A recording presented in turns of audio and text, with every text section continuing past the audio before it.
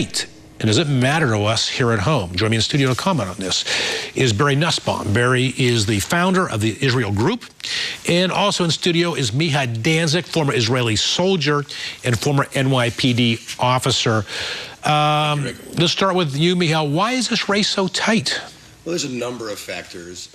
We cannot discount a lot of external pressures that are going on. There's a lot of campaigning, so to speak, that's happening from outside forces, including people on behalf of the Obama administration in Israel campaigning for Mr. Netanyahu's opponents. But we also have to remember that when Americans and others are looking inside at the Israeli elections, they're mostly focused on the things that we're talking about here, security issues. They're talking about, the Iran situation. They're talking about the Palestinians. But Israelis they're citizens of a state, and they're voting on a whole host of issues that some of them find more important than others. Gay rights, the economy, rent, all those kind of things. We sit here in the U.S. and we assume that national security is the #1 issue facing Israelis, given that the neighborhood they live in. Yeah, but you're saying that is not the case? It often isn't the case. It's remarkable. Again, having lived in Israel, having served in the army in Israel, I have the perspective of having been there and being caught up in elections fever and politics in Israel, which is every Israeli is involved in politics. It's a national pastime. And then living outside of Israel now and viewing it from a very different prism. And when I'm on the outside, I think I have a bigger perspective. And frankly, in American elections, I personally vote on national security first, economy second, and everything else a distant third, but a lot of people don't. All right. Well, that's why I say this jokingly, perhaps there should be an IQ test to be qualified to vote. All right, Barry Nussbaum, you say you've seen 5 examples of the Obama White House trying to swing the election against Benjamin Netanyahu. Briefly, quickly, what are those 5? Yeah, I can run them down real quick. There have been a number of very interesting coincidences that have taken place over the last several months. To begin with, the Robert Menendez coming indictment that was just announced right after Menendez came out and said he was opposed to what the president, his own party leader, was doing in regards to Iran.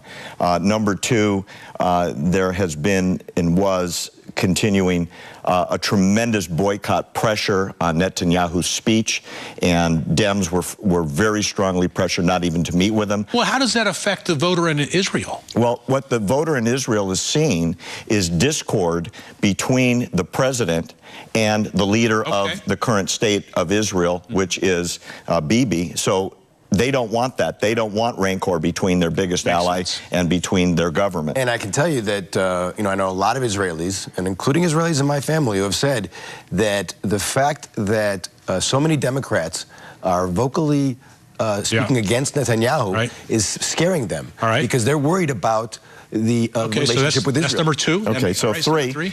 National Security Council just replaced the Middle East expert who's in charge of policy in regards to Israel. A guy named Phil Gordon was just appointed. He's a rabid anti-Israel policymaker. And he's a Hamas apologist, as I understand. He's met with them when it was against the law to meet with them. He writes policy that is grossly anti-Israel, and he's now in charge of our national security. This affects the Israeli voter because they see what the U.S. is doing. Right. Well, they're seeing policy making coming from somebody who doesn't like the government of Israel. Right. Number 4. Number 4.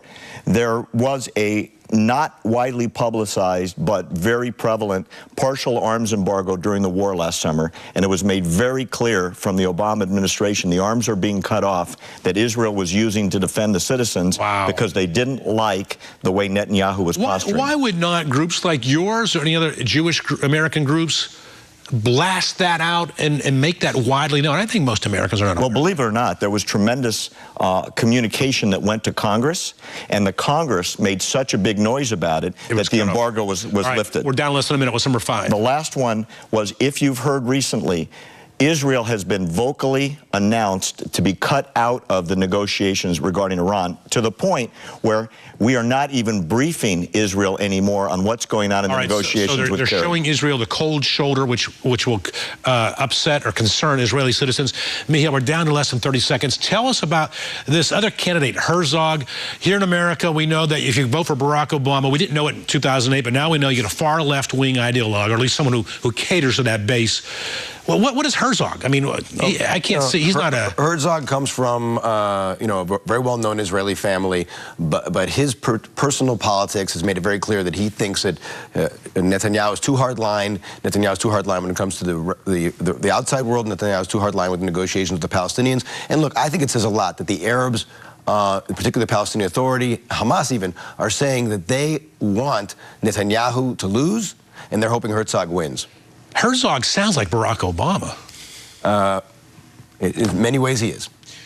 Sort of a European socialist. Yeah, and again, all the European socialist governments are also saying they're hoping Netanyahu loses and Herzog wins. All right, so that election is Tuesday. It is Tuesday. All right, well, we thank Mihad Danzik, former Israeli soldier, Middle East analyst, and Barry Nussbaum, founder of the Israel Group. We thank you for coming in and shedding some perspective and light on what's happening over there.